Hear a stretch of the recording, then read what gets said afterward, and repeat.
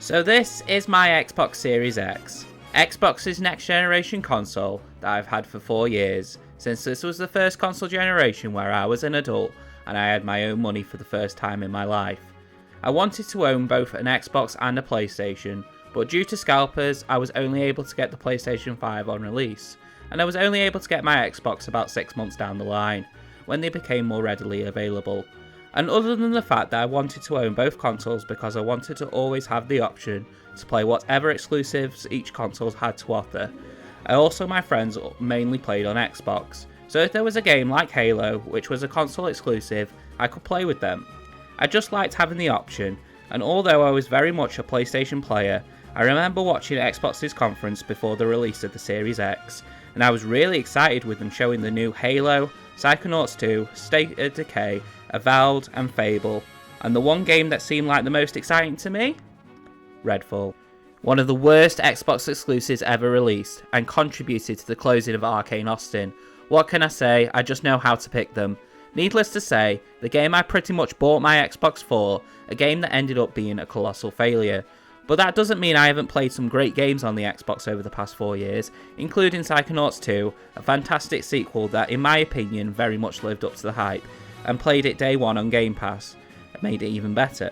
And then arguably the greatest shadow drop of all time, that obviously being Hi-Fi Rush, an absolute piece of modern art that was so much better than anyone was expecting, but other than those two specifically, I can't really think of any other games I've gone out my way to play on my Xbox. In fact, last year, I had my Xbox turned on for a grand total of 6 hours to play Rayman 3 because it's a game I love from my childhood that I never finished. And if Xbox does have one thing over Sony and Nintendo, it's that they really have backwards compatibility on lock, and understand that people really want to play their old games. But having a next generation console just to play old games from your childhood, and the occasional every other year banger, doesn't seem like it's worth the cost of a next gen console. Now, taste for games is fundamentally subjective. Just because I don't think the Xbox has a ton of great exclusives, that doesn't mean that other people haven't enjoyed Xbox output. But it's been pretty clear that Xbox has been lacking behind both Sony and Nintendo for a long time now, even with the slower output of Sony this generation. Xbox's biggest exclusives have either been on not very good side or mixed at best. The news of Xbox pretty much giving up their exclusivity model, and very recently Phil Spencer, head of Xbox, reluctantly admitted that Xbox is very much in third place when it comes to the console wars, and that going into the future, all Xbox games will be coming to both PlayStation and Nintendo platforms. This had already been happening with Nintendo for a couple of years now, with games such as Cuphead and the Ori games both making their way to Nintendo Switch a couple of years ago. And last year, games such as Hi-Fi Rush, Sea of Thieves and Pentiment all made their way to PlayStation, with Phil Spencer saying this was a necessary strategy for the future of Xbox. And so far, it seems to be doing alright for them, with Sea of Thieves proving to be a big hit on PlayStation, and with the upcoming Forza Horizon 5 and probably Gears and Halo in the near future, it sounds great for all PlayStation and Nintendo gamers all around. But it can't help feel as though Xbox is throwing in the towel to being a competitor in the console space. Which, no matter what sort of allegiance you have to your plastic box, Sony more so than Nintendo, because Nintendo have always done their own thing and don't worry about competition. But competition is not a good thing against Sony, as you'll get what you have out of them now, where they don't feel like they need to try, and have just been half-arsed in this generation so far. But how does it feel for only Xbox users? What truly is the point now to own solely an Xbox other than brand loyalty? So what I wanted to do was put to the test my Xbox, that has been sat there gathering dust for months on end without being turned on. I'm going to only play my Xbox for a month, and try and see if there's any value to having one in 2025. I will try and get as much out of the month as possible, and try and play some games that's still exclusive to Xbox, and play some games I've been wanting to get to for a while, but we haven't had a chance to, so let's see how this month went. So before I started, I realised that my Xbox collection was lacking to say the least, so I thought getting Game Pass for a month was a good idea, as that really is the biggest selling point of owning an Xbox, as the best deal in gaming really is the main reason to have one. But I have to say, that label of best deal in gaming is becoming a little less of a deal as time goes by, as when I last subscribed to Game Pass, which was over 2 years ago, the price has gone up quite significantly. Thank God for CD keys, which let me get a month of Game Pass Ultimate for a decently priced £8.50, which when you're given the choice of hundreds of games, including new titles, the day they come out, and I've had my eyes on one for a while now, so I'm finally going to give that a try and play a game that's coming out this month that I've been really looking forward to. The first game that I wanted to play for the month was a game that caught my eye when it came out in the middle of last year, and I just never got round to playing it. But once I knew it was on Game Pass, I knew I wanted to play it, and that game is Dungeon of Hinterberg. The thing that stuck out to me was the comic book art style. Pardoning the pun, it really popped out to me. So I went in with no prior knowledge about what the game was and how it plays, or even if I would like it or not. But with being on Game Pass, I thought this was the perfect opportunity to give it a go at least, and that's what I did. The game is about your main character, Louisa, a new qualified junior lawyer who, after just qualifying for her new role, is having that sinking feeling of reality hit her, as this is now her life, and to escape it all, she returns to a place where she visited as a kid, a small town named Hinterberg, which in recent years has seen a boom in popularity due to something called a dungeon popping up out of nowhere.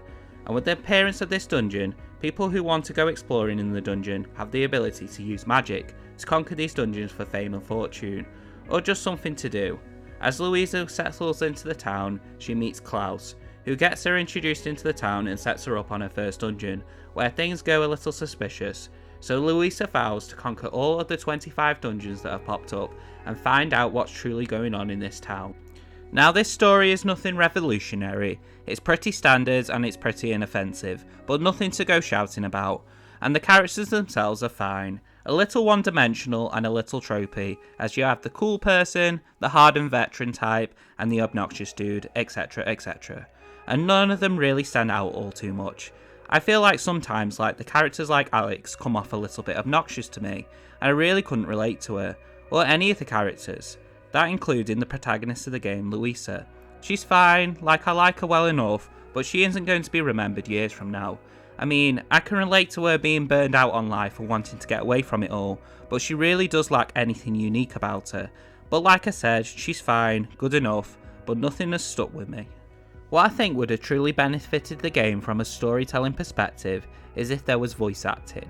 Now I understand that this is Microbird's first game, so asking for voice acting might be a lot to ask for, since they will have had a small budget and will have wanted to prioritise other aspects of the game, but the story it wants to tell is one that I just think would have greatly benefited from even just a little bit of voice acting. Don't get me wrong, I don't need every line of dialogue to be voice acted, but when the story starts to get into the more interesting, tense moments towards the end of the game, just reading dialogue in my opinion makes it hard to get invested in a story that isn't the game's strongest aspect. So the game looks great, but has a pretty standard story, so what's the gameplay like? Well, Dungeons of Hinterberg is a game that takes a lot of inspiration from many different gaming franchises, with the two that are most clear being the Persona series and the Legend of Zelda series, two of my favourite series in all of gaming. I didn't know what sort of gameplay to expect before jumping in, so finding this out was a pleasant surprise. So how did they combine? Well, it's not the perfect match, but it definitely works more than it doesn't. The way the game is structured is that during the day, you will go to one of the 25 dungeons in the game, which are filled with combat and puzzles, and once you reach the end, you have to stamp your way out so you can both leave, but also keep progress of how many dungeons you have been through. These dungeons can range from 5 to 10 minutes, or some being on the longer side closer to an hour to beat. They also tend to range in difficulty, none of them being too incredibly complex, but definitely enough to get the grey matter working. And these dungeons are placed in 4 separate areas: a spring mountain, an autumn forest, a snowy mountain, and a rainy swamp. Although not wholly unique, they are all really fun to explore, as each area offers you 2 different magical abilities which can help you with both puzzle solving and combat, which moving on to the combat, which is a very basic hack and slash, with a dodge roll, so clearly it takes some inspiration from the Soul series, the only series where you can dodge. But unlike Souls, this combat is unfortunately really simple. Your combat repertoire is pretty much the same from start to finish. Even with a charm system and a gear system, nothing ever changes. And it's a fine combat system, it just started to feel stale after 16 hours. But the best aspect of the game to me is the social one. You do in the evening after exploring a dungeon in the day. Ripped straight from Persona, you can choose to spend your time at night with the locals of Hinterberg, and spending time with them increases your relationship with them, and gives you perks that will help you with your dungeon exploring. Even though I didn't connect with the story and the characters, I would happily spend time at night with the residents, so it would make my dungeon exploration easier. This definitely felt like the most refined part of the experience, which is a shame because if moment-to-moment gameplay and the story hit harder, this game could have been truly something special. So after a week of playing Dungeons of Hinterberg and 16 hours of gameplay, I finished it, and I think this was the most 7 out of 10 game I've played in recent memory. A beautiful looking game with a lot of grand ideas and good inspirations, but none of them truly reaching the heights of Z Inspirations. I'm glad I got to experience it, and with Game Pass I was able to experience it at a cut price, but unfortunately it's not a game I can say I wholly recommend, even through Game Pass. Hopefully it's something that can be improved on in a sequel, with a bigger budget, but it's definitely not a bad game, so let's move on and see what's next for the month. I had a plan for a big game to play at the end of the month, so I didn't want to commit myself to a bunch of long titles that I didn't know if I was going to like or finish before this other game came out. So the next game I decided to play was another game I had my eyes on for a while, but never had the chance to play. And when I saw it was on Game Pass, I knew I had to give it a chance, and with it being short, but not too short, I thought it would be perfect to play, and that game was Planet of Lana. The Planet of Lana is a 2D side-scrolling puzzle platformer that takes a lot of inspiration from both Limbo and Inside, but unlike those brilliant games, which have very dark and creepy art styles, Planet of Lana goes for a very different approach, with what I would call a Studio Ghibli-esque art style, and anyone who knows what Studio Ghibli is like, that is about the highest compliment I could give to an art style, because my oh my, this game is absolutely stunning. Now, I'm a firm believer that gameplay trumps all when it comes to enjoyability of a game, but in all honesty, I could have played this game just sheerly on art style alone. I was that impressed by it. Sometimes I would just stop and look at the sheer beauty of this game, but luckily, this isn't all style and no substance. Planet of Lana is a story about a young girl named Lana, who one day, while playing with her older sister in her village, robot aliens invade and capture the whole village, including Lana's sister. Luckily, Lana is able to avoid being captured, and now is set and finding her sister. This is a story pretty much devoid of any dialogue, the most you'll hear is from Lana calling for her sister. But despite that, I felt a lot more connected to this narrative compared to the story of Dungeons of Hinterberg. It's heartbreaking, it's heartwarming, and I actually cared what was happening, and wanted to see how the game was going to conclude. And without a doubt, the best part of the narrative was the introduction of Mui. Mui is a small cat-like alien that is absolutely adorable, but also isn't there just to be a set piece for the narrative. Mui is also critical to gameplay. The gameplay of Planet of Lana is nothing wholly unique, but it doesn't need to be, because what it does to a very high standard. I haven't been this impressed with 2D puzzle solving since Inside. Lana starts this game on her own. It's the typical push this block here, jump on that to reach the higher areas stuff you would normally expect from a 2D puzzle platformer. But when Mui gets introduced into the game, the puzzle starts to get a little bit more complex, with Mui having the ability to climb things Lana would not be able to reach on her own, and stand on switches Lana can't get to. Yeah, nothing too overly complex or game-changing, but it's the pacing of how the puzzles get more complex as the game progresses, and its difficulty progression feels organic, and never throws an insurmountable challenge at you. Also, with the introduction of Mui, Planet of Lana makes itself stand out compared to Inside and Limbo, in not just an artistic standpoint, but a gameplay standpoint too.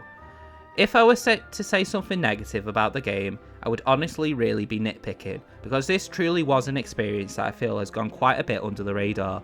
The only thing that could be a problem for some people is the length of the game, which clocks in at about 6 to 8 hours depending on how much of the side stuff and achievements you want to go for, which is not very long, and for some people they may not feel like it's worth the price if you were to buy Planet of Lana full price, which you're looking about £17.50 or $20, which is a lot of money for the length of the game, but luckily for me the game was on Game Pass, and I felt like my experience with Lana was enough with the price of Game Pass alone.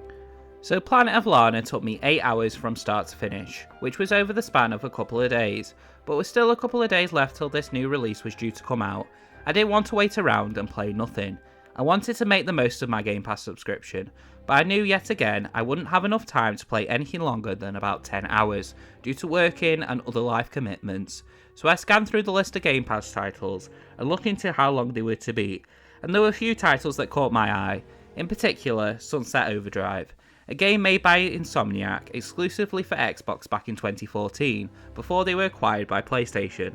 This felt like it was Insomniac's audition into making open world sandboxes with impressive traversal, which is something they obviously nailed with the Spider-Man games, but unfortunately I just knew I wouldn't be able to commit the time I wanted to it, and I wouldn't want to rush it as it's been a game I've been looking forward to playing for a long time, so I ultimately decided against it and settled on a new game where the studio who made it had a new game coming out, and it was the only game from this studio that I had never played before, so I wanted to see how this one held up.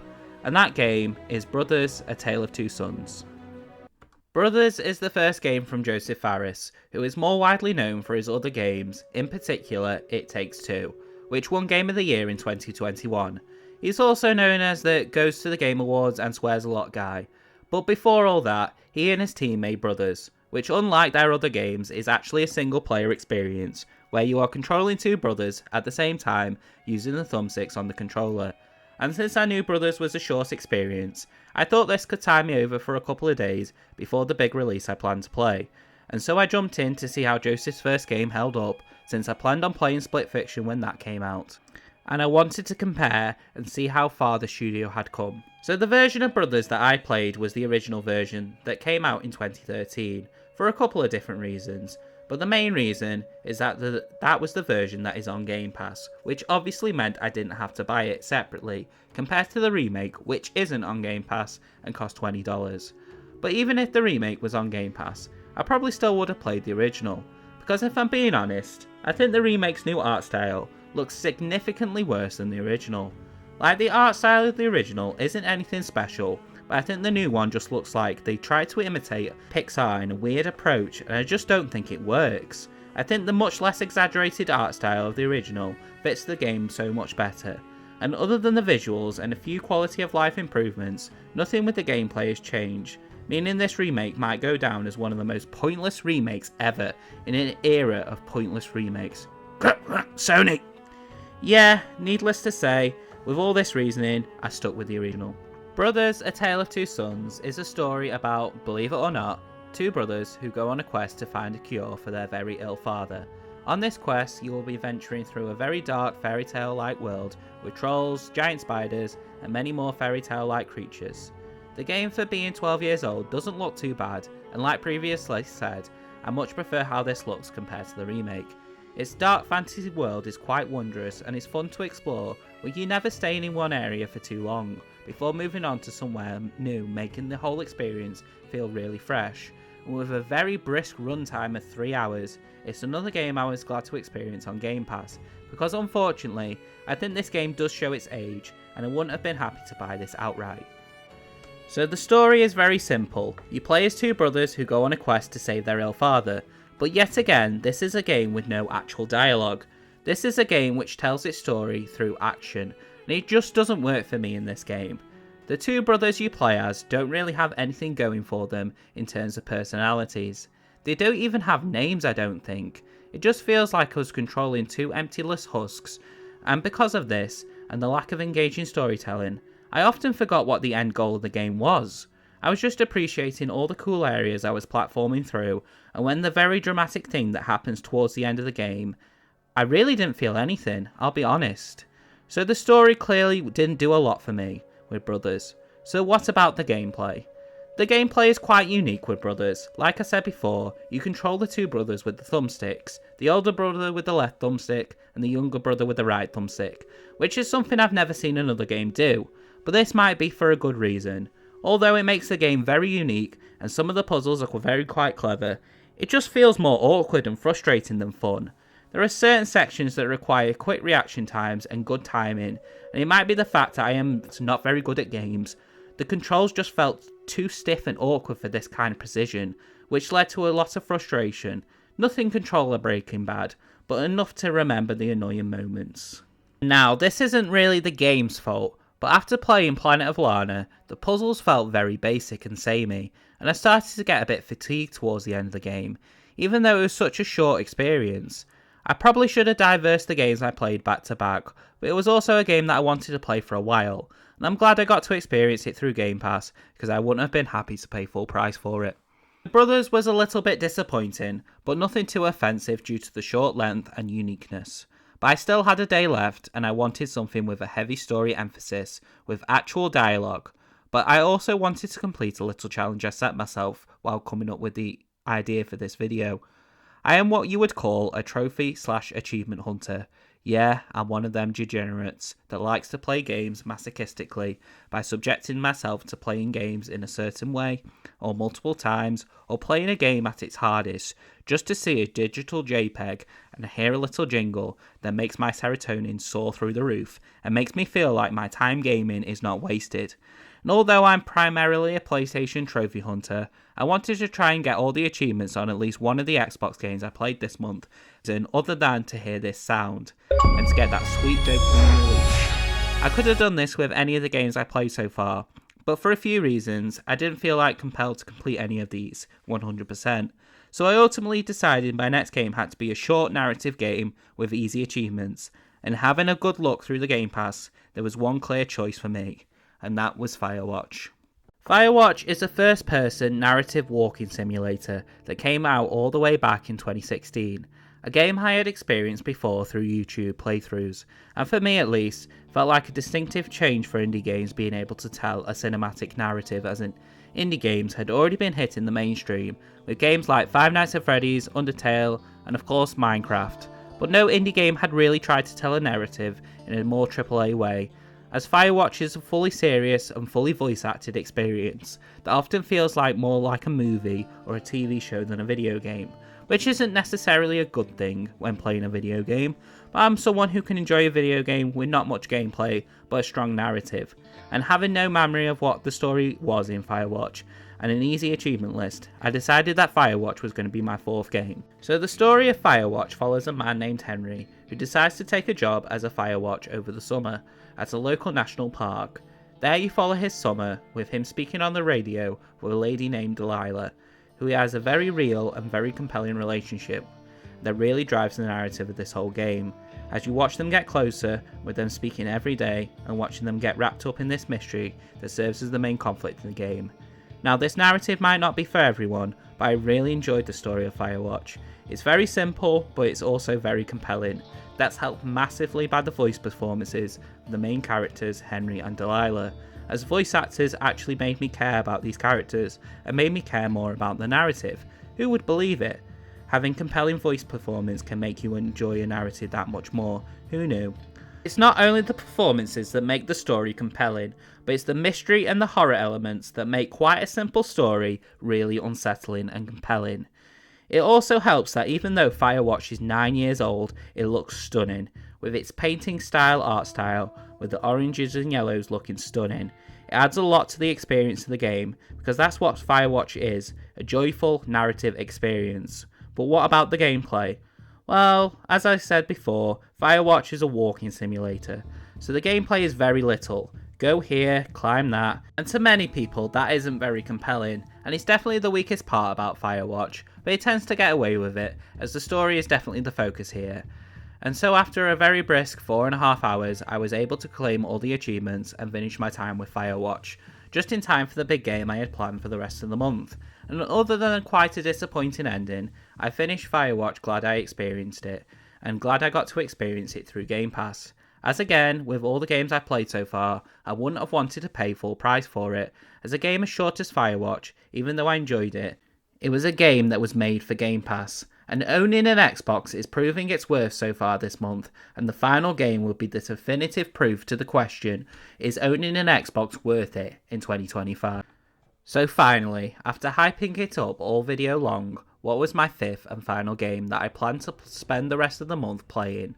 Well, it might have been easier to guess if this video hadn't been delayed by a month, but the game I decided to play was the brand new Xbox exclusive Avowed. So, if you don't know what Avowed is, it's an open world first person RPG made by legendary developers Obsidian, who are best known for making Fallout New Vegas. Unlike New Vegas though, Avowed takes place in a fantasy setting with a rich, luscious open world, which definitely appealed to me more than the world of New Vegas. Honestly, I was really looking forward to Avowed, and was just about willing to use my month of Game Pass just for Avowed alone, but it's a good job I didn't, because little did I know that something unexpected was about to happen, which was going to change the final days of this challenge. But before we get to that, what was my opinions on Avowed? First of all, it goes without saying, but Avowed is a very pretty game. Not just from a graphical standpoint, but also an artistic standpoint. I'm definitely a bit biased because fantasy is definitely my favourite genre when it comes to an open world game, but it's definitely a winner when it comes to how it looks. Also, with it being a new game that's just come out, I think it's also important to point out that Avowed ran pretty flawlessly for me, with no noticeable frame drops and no crashes, and that's a miracle in 2025 for a AAA release, so well done to Obsidian for that. And it's good because otherwise Avowed's strongest quality, its combat, wouldn't be able to shine. So Avowed's combat takes a big inspiration from a lot of first-person action games, but the most apparent of them all is definitely Skyrim, and the whole game is often compared to Skyrim. But Avowed and Skyrim's combat is quite night and day in my opinion. Skyrim's combat to me always felt quite slow and clunky, but Avowed's combat is quick and snappy, especially playing as a mage, which I did. I really enjoyed all the combat encounters in the game, and unlike Skyrim, the game feels a lot more focused because of it. It's a much smaller experience than something like Skyrim as well, which some people don't like, but I think it's only to the game's benefit, because I'm done with filled with massive open world fatigue. I don't mind a smaller, more welcoming open world to jump into. But although I have nothing but good things to say about how Avowed looks and plays, unfortunately I am now going into why Avowed ended up being a massive disappointment for me, and ended up being the only game I didn't finish this month. So my biggest problem with Avowed lies with the story. From the rip, the game unloads a lot of exposition on how you are the chosen envoy, tasked with investigating the mysterious Dream Scourge, a very typical fantasy adventure, which is something I don't mind, it's just how it's told in Avowed. When you interact with a character that's important to the story, you will spend longer talking to these characters than actually playing any of the game, and that's why I couldn't stomach any longer than about 10 hours. When you speak to someone, it won't bother me as much if anything the characters were saying wasn't verbal diarrhea. These characters had a lot to say, but not a whole lot to say at the same time. It was honestly mind-numbing, and if it was only a small part of the game, I could push through it. But in my 10 hours of gameplay, I felt like I spent more than half the time to speaking to someone who was telling me something I just didn't care about. So when I got ill towards the end of my 10 hours, I decided that I wasn't going to push through for the sake of the video. I decided to leave Avowed there. Now there are probably some people who are raging at me, saying that I should have finished the game before giving my true opinion, but I gave the game 10 hours of my life, and I don't believe the game was going to change in the aspects that I didn't like. It's a shame, because I went into Avowed with a lot of hype, but once again, another reason why I'm glad I played through it on Game Pass, as Avowed is a full price £60 release that I would have regretted massively if I had paid full price for. So Avowed was the final game of the month. I probably could have squeezed another small indie game to make up for not finishing Avowed, but due to getting ill towards the end of the month, and wanted to give a more realistic experience what you get with Game Pass, I decided to leave it at that. So what's the answer to the question of the video? Is an Xbox still worth it in 2025? To answer the question plainly, in my opinion, yes. Throughout the month, playing on my Xbox for the first time properly in years, I enjoyed 3 of the 5 games I played, and was able to knock off games with a backlog for years, and all that for the price of 1 month of Game Pass Ultimate. In total, I saved myself a whopping £124 compared to if I were to bought these games full price. And that's not even accounting to all the other games on the service that I wanted to play, but didn't get time to, such as Ninja Gaiden 2 Black, Sunset Overdrive, the Halo games, the Fable games, the Gear games, and so many more, of which you can only find on Xbox. Yes, Xbox might be moving over a lot of their titles to PlayStation and Nintendo, but one thing that's staying where it is Game Pass, and that might be just a good enough reason to own an Xbox in 2025. If you stay to the end, thank you, I really do appreciate it. And I apologise about the long wait through the videos, life's just been a bit hectic lately, but hopefully everything's going back to normal and I'll be on a more consistent upload schedule. So if you did enjoy the video, please consider liking and subscribing, and hopefully I will see you again.